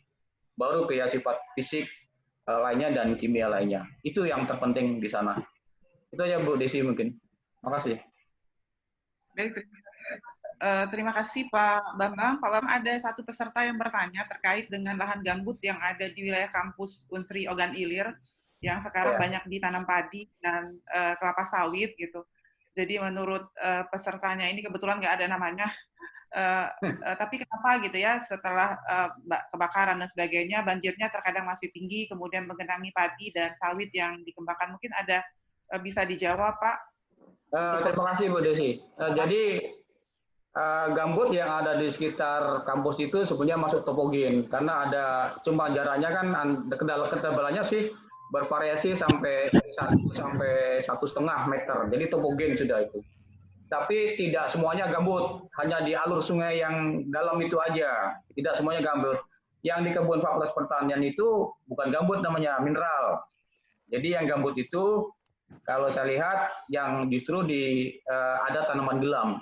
Yang gelam itulah yang mungkin itu, tapi tidak semuanya gambut.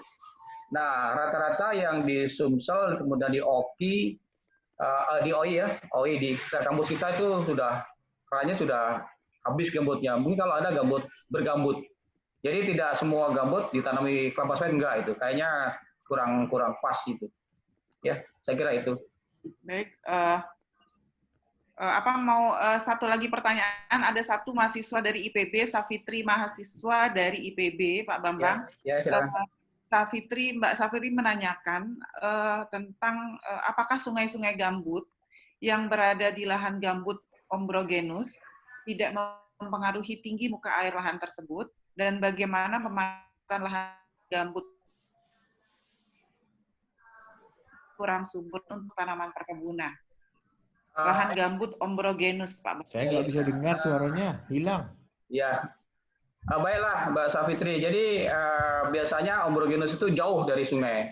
Jadi air penggenangan atau air yang ada di lahan itu relatif banyak dari hujan. Jadi dengan demikian hara yang dikandung sangat rendah sekali gitu loh. Jadi lain dengan topogen di pinggir sungai. Jadi ada intrusi nitronya pasang surut atau sungai, jadi membawa sedimen yang masuk itu akan memperkaya hara di sana. Nah, kalau saya terbaik untuk apa? Sekarang balik lagi ke ketebalan gambut. Kalau itu masih kurang dari 3 meter ya silakan untuk HTI, itu ideal aturannya. Tetapi kalau lebih dari itu ya balik konservasi. Kita mau bisa nggak harus ke sana. Nah, soal keterlanjuran yang ada di sekarang, kenapa ada gambut dangkal untuk kelapa sawit, itu barangkali jawaban saya karena aturan itu berlaku 2019 kan 16. Sedangkan perusahaan-perusahaan itu sudah dapat izin mungkin tahun 80, tahun 90. Jadi memang susah. Ya mungkin ya ke depan dievaluasi aja mana yang terbaiknya untuk itu. Yang penting kalau saya berpikir bahwa kalau bisa kerusakan diminimalisir itu aja. Jangan sampai terjadi kebakaran lagi. Kalau emisi karbon pasti terjadi itu, nggak bisa nggak, karena ada penurunan muka air tanah. Tapi yang lebih besar emisi terjadi itu kehilangan adalah kebakaran. Jaga aja itu tetap emisi terjadi, tapi kebakaran jangan terjadi. Mungkin itu yang terbaik. Jadi balik lagi adalah ke regulasi yang ada. Ya, itu udah sih, makasih. Terima kasih Pak Desi, itu Pak Gusti kehilangan suaranya.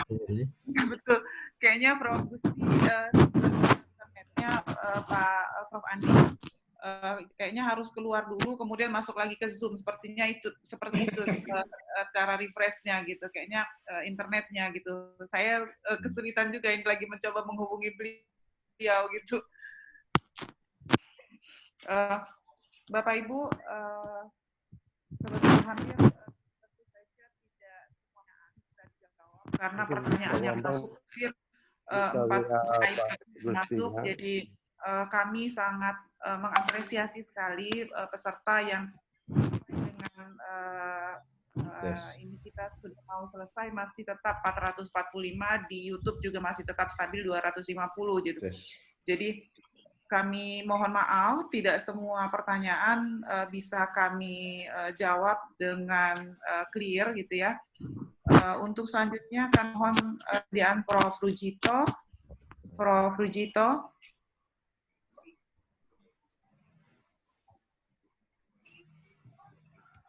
Jito. Jito udah kemana ya? Terbang? Enggak, oke. Prof. Gusti sudah bisa masuk suaranya? Iya Pak, sepertinya Prof. Gusti harus keluar dulu dari Zoom kemudian masuk lagi seperti itu. Jadi harus refresh karena jaringan. Harus ada yang jaga, kalau enggak itu nggak bisa masuk beliau karena antriannya panjang. Iya Pak, saya yang jaga Pak. Okay. Prof. Gusti kalau dengar, oh nggak kedengar suaranya ya. Ditelepon aja Pak Prof. Gustinya. Pak Bambang kalau bisa di ini. Ditelepon Pak Bambang. Siap ya. Nah, supaya beliau masuk lagi gitu. Ya. Saya telepon Prof. Masih ada di dalam Pak Gustinya. Iya, tapi nggak bisa itu Pak. Iya, tapi dia dari suara. Suaranya hilang Pak Edward. Dia sudah keluar terus sign in lagi.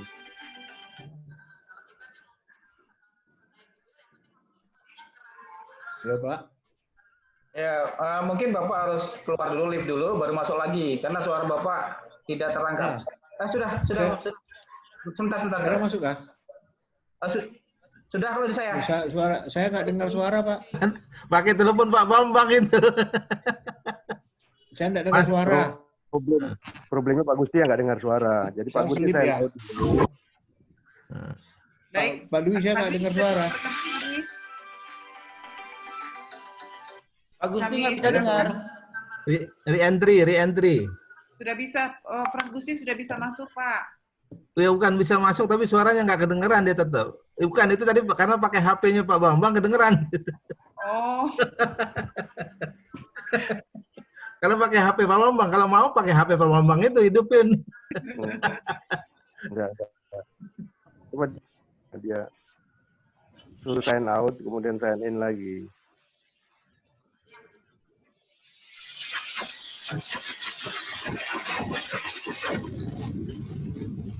Pak Dwi itu ke lapangan pesawat itu kayaknya Pak Dwi itu. Sebentar masuk lagi deh, tapi ada yang jaga gitu. Ya, oke. Udah masuk lagi Prof. Gustinya. Sedang dilain. Demam berdarah. Itu sorry itu di Selamat datang kembali Prof. Gusti.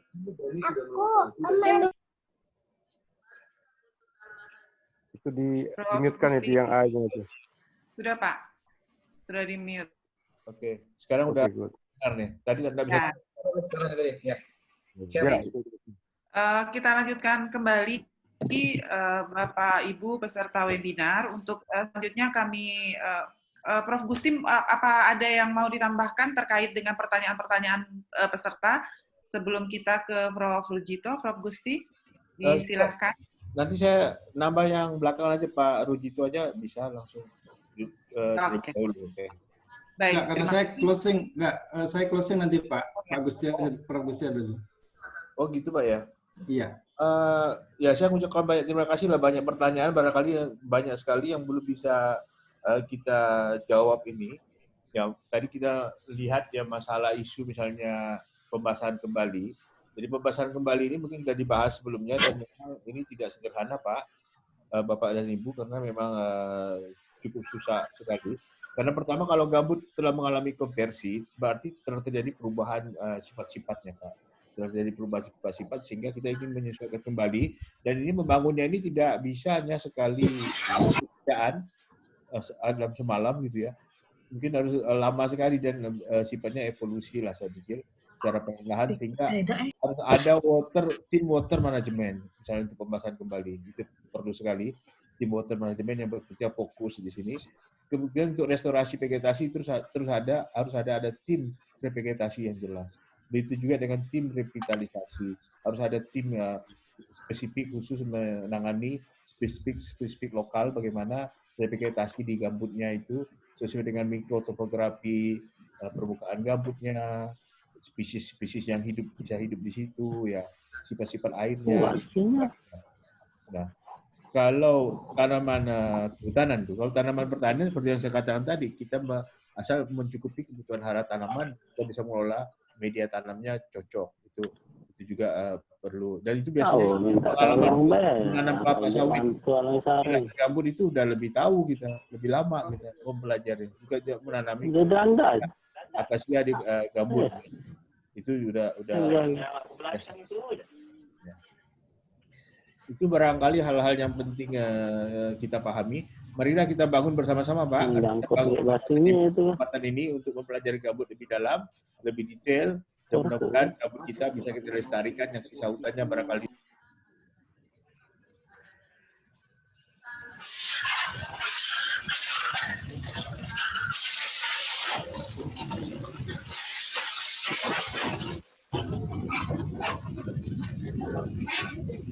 Itu story-nya terlalu kuat suara Pak Dwi itu.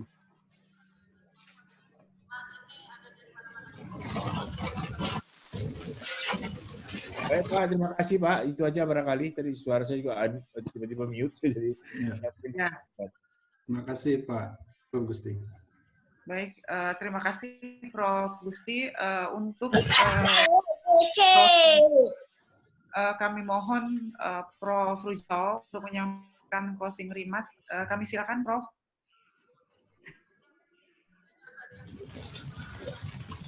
Baik, terima kasih Bu Desi. Pak Dwi Setiawan tadi sudah menyampaikan, tetapi ternyata ada trouble.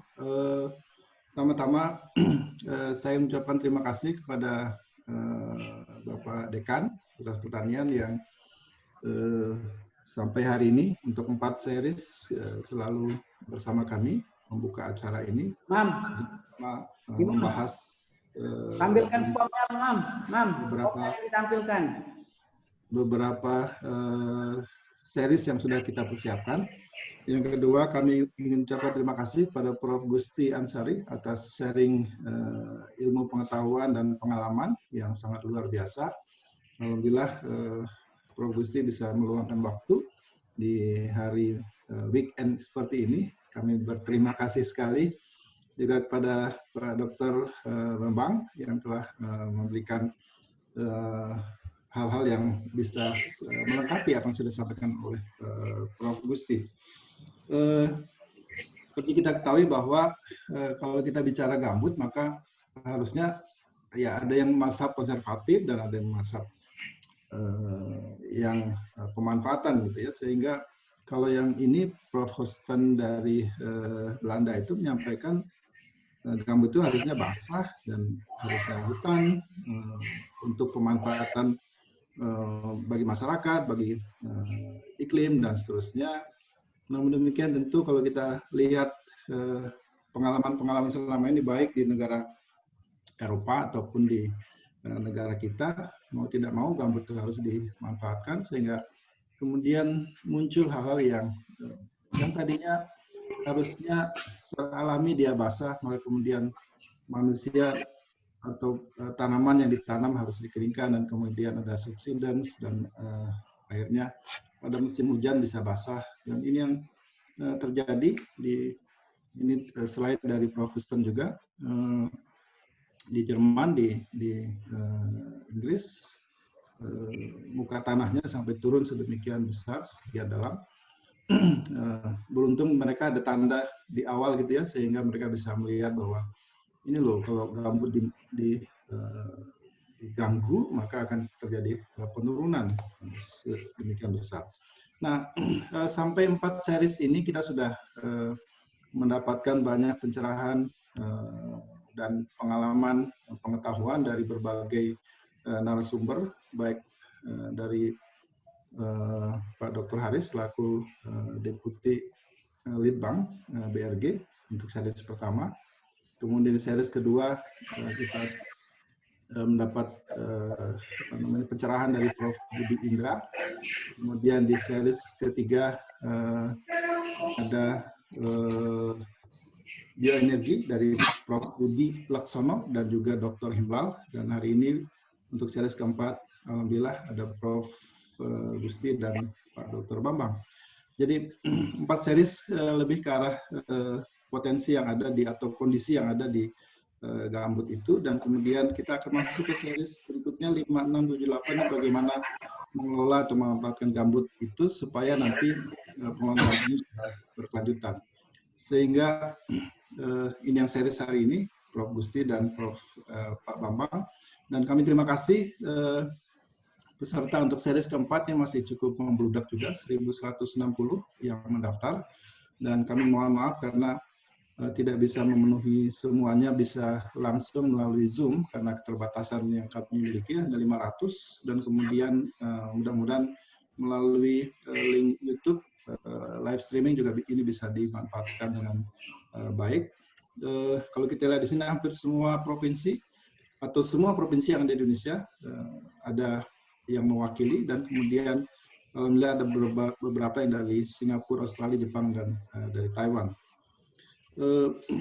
Jadi secara keseluruhan alhamdulillah kegiatan yang kita lakukan ini webinar, walaupun gambut itu tidak ada di seluruh Indonesia, tapi provinsi-provinsi yang tidak ada gambutnya pun bisa atau antusias untuk mengikuti kegiatan webinar ini, dan kami tentu memberikan apresiasi dan mengucapkan terima kasih yang tak terhingga.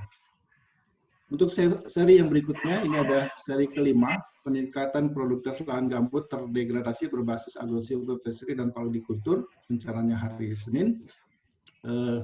Oke. Pertama-tama ini terima kasih kepada Prof. Gusti, sertifikatnya sudah disiapkan, nanti akan kami sampaikan ke Prof. Gusti, kemudian juga ke Pak Bambang, dan juga ke Pak Dr. Dwi Setiawan selaku moderator. Terima kasih sekali kepada peserta, sudah atau sedang disiapkan, mohon bersabar, dan tentunya kami akan memberikan menyampaikan sertifikat ini kepada semua yang memang benar mengikuti kegiatan ini, dan insya Allah tidak dalam waktu yang lama atau sehari 2 hari ini. Biasanya Pak Edward tuh pengen cepat selesai sehingga tidak sampai 2 hari sudah bisa terkirim, tetapi mungkin harus dipastikan nama, kemudian juga kalau disebut nama lengkap dan sebagainya, ada titel, mohon itu dimasukkan semuanya dengan baik. Kemudian pada hari Senin kita akan membahas terkait dengan peningkatan produktivitas lahan gambut terdegradasi berbasis agrosilvoperseri dan paludiskultur. Dan ini kami sudah mendapatkan konfirmasi narasumber dari Profesor Hiroshi Ehara. Beliau ini adalah Direktur International Center for Research and Education in Agriculture, Nagoya University, Jepang, juga Vice President Japanese Society of Tropical Agriculture. Jadi luar biasa, Jepang itu walaupun negaranya bukan negara tropis, dia punya kumpulan society terkait dengan tropis. Kemudian dia juga Consular Crop Science Society of Japan. Dan juga yang menarik di Jepang, beliau adalah Presiden Society Sagu Palm Studies. Jadi Jepang nggak ada sagu, tapi ada society-nya, dan beliau adalah presiden itu. Beliau akan membicarakan juga tentang sagu dan juga berbagai pengalaman beliau, karena beliau sudah meneliti sagu di seluruh Asia Tenggara sampai ke Fiji. Kemudian ada ada Pak Bastoni, itu beliau berpengalaman terkait dengan restorasi gambut, dan salah satu lokasi yang ada di Sumatera Selatan di Oki itu ada satu lokasi restorasi gambut yang sudah berhasil dan menjadi tempat visit kemarin waktu ada Bond Challenge yang ada di Sumatera Selatan. Kemudian Pak Munandar, Dr. Munandar akan membicarakan juga terkait dengan bagaimana produktivitas tanaman pangan di dalam kaitan dengan agrosilvoperseri. Kalau Pak Bastoni lebih terkait dengan kehutanannya, silvonya. Kemudian Dr. Amin terkait dengan fishery-nya, terkait dengan ikan. Itu bagaimana nanti keempat narasumber ini akan berkolaborasi memanfaatkan lahan gambut yang terdegradasi, tetapi ada kombinasi agro, silvopasture, dan juga ada dalam konteks agrikultur. Kemudian series yang ke-6 kita mengangkat purun sebagai bagian yang kadang-kadang dilihat sebelah mata, tapi sebenarnya suatu hal yang sangat penting. Kemudian kami juga akan mengundang nanti Pak Sarifuddin Gusar. Beliau adalah Direktur Purun Institute yang ada di Pedamaran Oki. Kemudian juga nanti Pak Munandar terkait dengan budidaya purun, dan Mbak Bunga Kanisa Goib, beliau dari World Resource Institute Indonesia, akan membahas tentang aspek pasar dan persepsi konsumen terhadap produk dan purun. Kemudian Bapak Miazid PhD akan menyampaikan tentang ekonomi lingkungan sumber daya purun. Dan pada series yang ke-7 ini mungkin unik juga di Sumsel, kita ada yang disebut dengan budidaya padi sonor. Kita akan mengundang seorang petani padi sonor, yaitu Haji Nungci dari Desa Perigi, lokasi di mana kami ada kegiatan demplot dengan C4. Kemudian kembali lagi Pak Dr. Munandar akan berbicara tentang bagaimana peningkatan budidaya padi dalam kondisi sonor dan juga tanaman yang lain. Kemudian ada Dr. Sabarudin akan membahas tentang aspek tanah dan tumbuhan terkait dengan kebakaran lahan dan hutan. Dan kami juga mengundang Dr. Safrul Yunardi, SHUT ME. Beliau akan membahas tentang pencegahan dan pengendalian kebakaran lahan, beberapa lesson learned dari tim Karhutlah Provinsi Sumatera Selatan.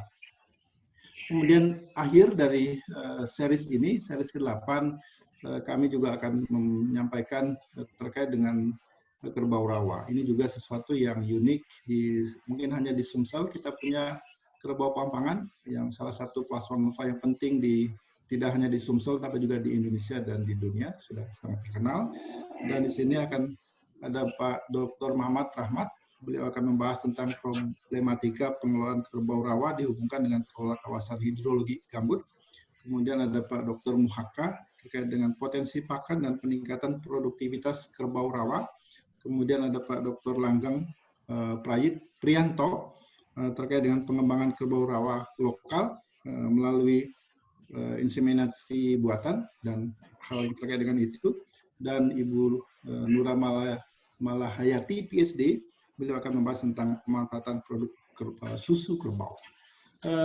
Jadi itu semua, mudah-mudahan sampai series ke-8 kita bisa menyelesaikan, dan saya rasa judul tema besarnya pengelolaan lahan gambut berkelanjutan sudah termasuk semua dalam series 1 sampai series 8, dan insya Allah ini akan menjadi bagian yang penting bagi kita dalam mengembangkan atau mengelola atau melestarikan gambut di masa yang akan datang. Saya kira itu Bu Desi yang bisa saya sampaikan di akhir sesi ini, dan sekali lagi terima kasih kepada seluruh panitia, Pak Edward ya, sebagai motor tim untuk kegiatan ini. Desi, ada Pak Fitra, kemudian ada Imam, ada Irma, dan semuanya Pak Menandar dan seterusnya, tim dari CW Place yang sudah memberikan dedikasi dan kerja keras sehingga kegiatan ini bisa berjalan dengan lancar. Terima kasih. Assalamualaikum warahmatullahi wabarakatuh. Silakan Pak Wi. Pak Wi.